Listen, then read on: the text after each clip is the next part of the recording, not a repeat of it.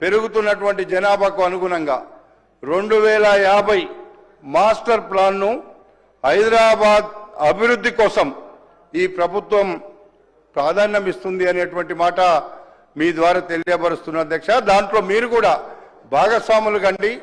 హైదరాబాద్ నగరంలో మీరు కూడా ఉంటారు కాబట్టి మీరు కూడా సహకరించమని ఈ సందర్భంగా నేను కోరుతున్నా అధ్యక్ష.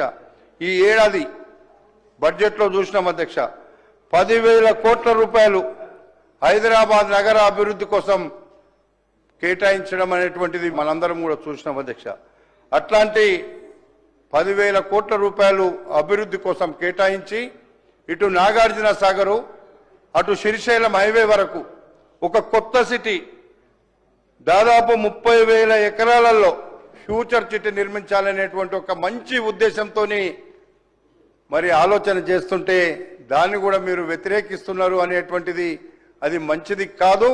మన హైదరాబాద్ నగరం రేపు రాబోయేటువంటి రోజుల్లో మనం హైదరాబాద్ నగరంలో అడిగేస్తే మరి దాటేటువంటి పరిస్థితి రేపు రాబోతుంది భవిష్యత్తులో అనేటువంటి మాట కూడా మీకు మనవి చేస్తున్నా అధ్యక్ష. అందుకే ఫ్యూచర్ సిటీని అభివృద్ధి చేసేదానికి హెచ్ఎండిఏ, ఈరోజు మనకి హెచ్ఎండిఏ ఎప్పుడో పెట్టినటువంటి హుడాను హెచ్ఎండిఏ చేసినారు. హెచ్ఎండిఏ ఈరోజు అంతకంటే మిన్నగా హైదరాబాద్ నగరాన్ని అమెరికానో లండనో చెయ్యాలి అంటే సాధ్యమయ్యేది ఒక్క ఫ్యూచర్ సిటీలోనే అనేటువంటి మాట మీకు ఈ సందర్భంగా మనవి చేస్తున్నా అధ్యక్ష.